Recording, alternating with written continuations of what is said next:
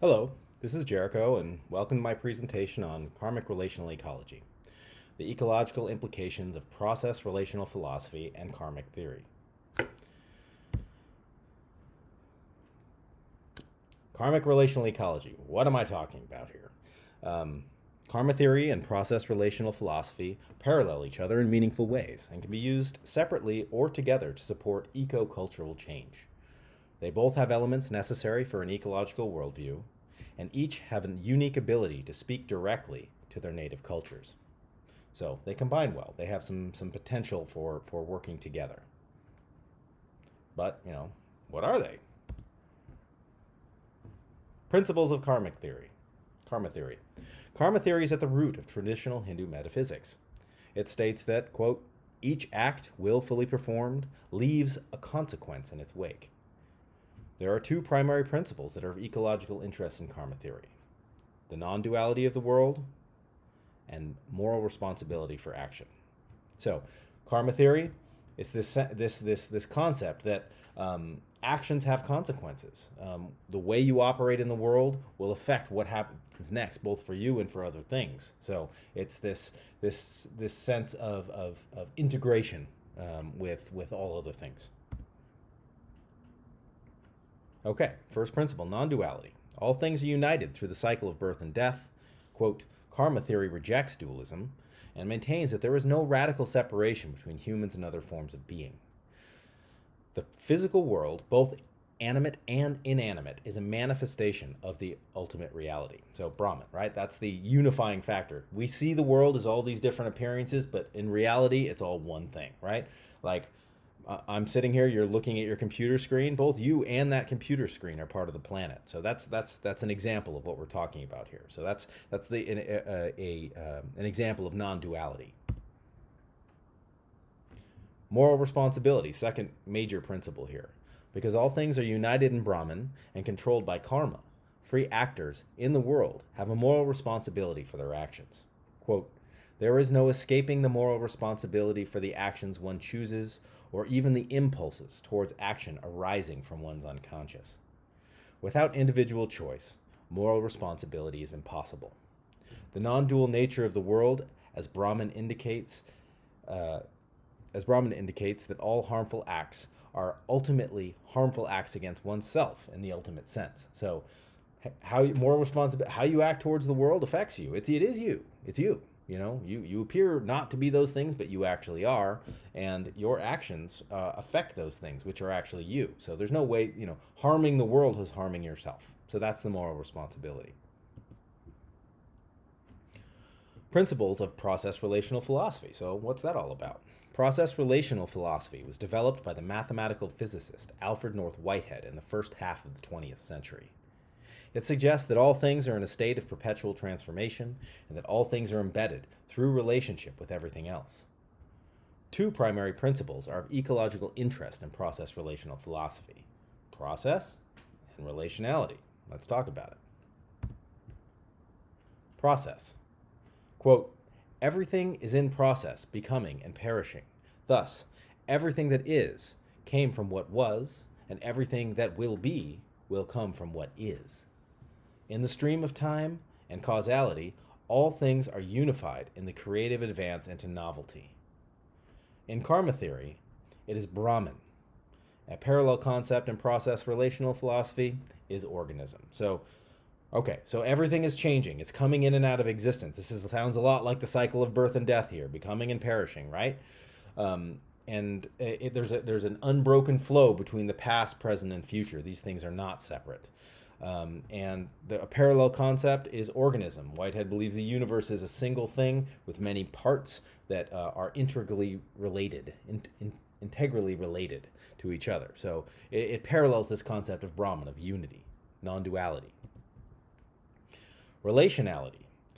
Quote, failure to recognize that reality is a relational process is a source of great harms. Everything exists in relation to everything else. There are no isolated events or entities. Relationality recognizes the connection, dependence, and even moral responsibility that all entities, organic or inorganic, have to all others. Quote, the universe is a vast web or field of micro-events. So everything is interacting with everything else all the time. You can't isolate one thing and have it not have a relationship to something else. It is what it is because that is what it is. That thing is what that thing is, right? So there's no subject object. There's just this, there's a unity. There's a parent subject and object, but ultimately it's a unity. Everything is relation to everything else. Okay, ecological applications. Each system is adequate and complete on its own, and each is unique and therefore not redundant. So this is important. They don't need each other. Karma theory doesn't need process-relational philosophy to work. Process-relational philosophy doesn't need karmic theory to work. But they complement each other well, and they speak to similar things, but not the same things. So you can't replace one with the other. You need them both. An ecological dialogue between these two systems may bring out elements not fully articulated by either in isolation, right? A synergy, okay? This complex complementariness points to the problem at the heart of ecological thinking. How do we reconcile with so many apparent worldly differences into the single real totality that is the planet? This is the challenge of understanding Brahman, and it's the challenge of understanding organism, right? So they're both speaking to this. And in encountering these two systems, coming from their own cultures and embedded perspectives, we have to learn how to have them collaborate without losing their individual identities. We don't want to disembed them and water them down. We want them in their uniqueness, and we want those strengths to be brought to bear. Okay, the ecology of karma theory. Non-duality suggests that every act has consequences for self and others, and that nothing is fundamentally separate and distinct from anything else, right? So there's the unity, right? No separation, okay?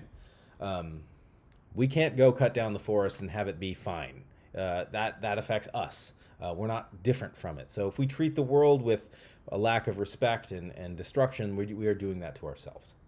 Moral responsibility suggests that we are free to choose how to act, but we hold ultimate moral responsibility for the results of our actions. We're free to choose, but we're also free to suffer the consequences of our choices. That free choosing, you accumulate karma, but then when the situation, you have a choice. Do you act on that, or do you act in a different way? Do you act in a way that doesn't create more or negative karma, right? So we are involved. There's a moral responsibility to make a choice. The ecology of process-relational philosophy. Process suggests that all things are actually events without any separate reality from what came before or what will come after. It's a unity. It's one flow.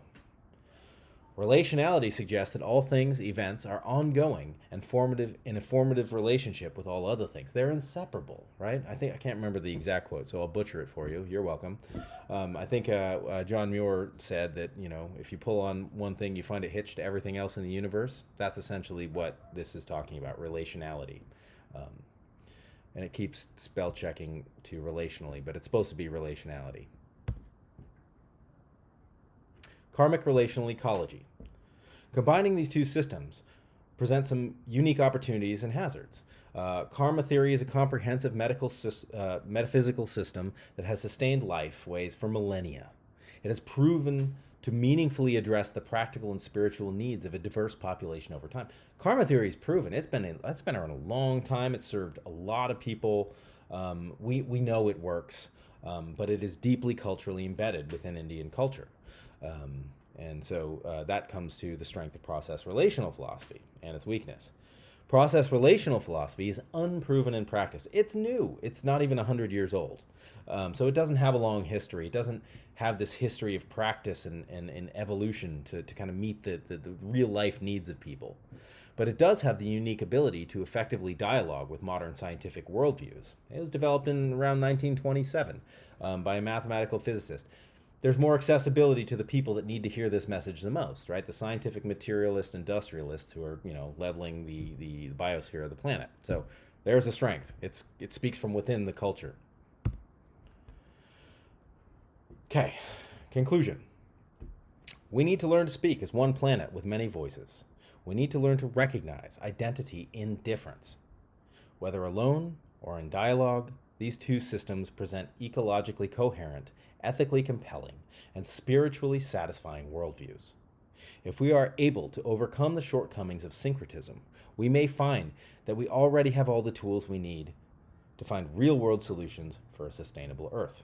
So, again, back to this core problem with ecology is how do we bring all these seemingly separate things together, right? All these concerns from all over the globe, all these different people, all these plants and animals and things, right? We need to get this unified sense of destiny where we are the Earth, we're the planet, and we're trying to figure out how to sustain ourselves. So that's a form of syncretism, of bringing these things together. We don't know how to do that culturally very effectively.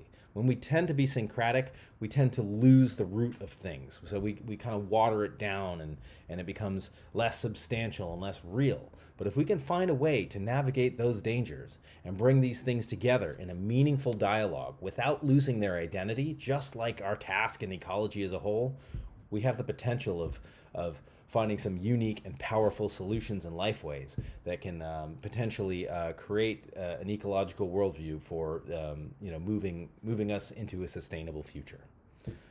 Thank you so much for listening to my presentation, and I look forward to seeing all of yours. Take care.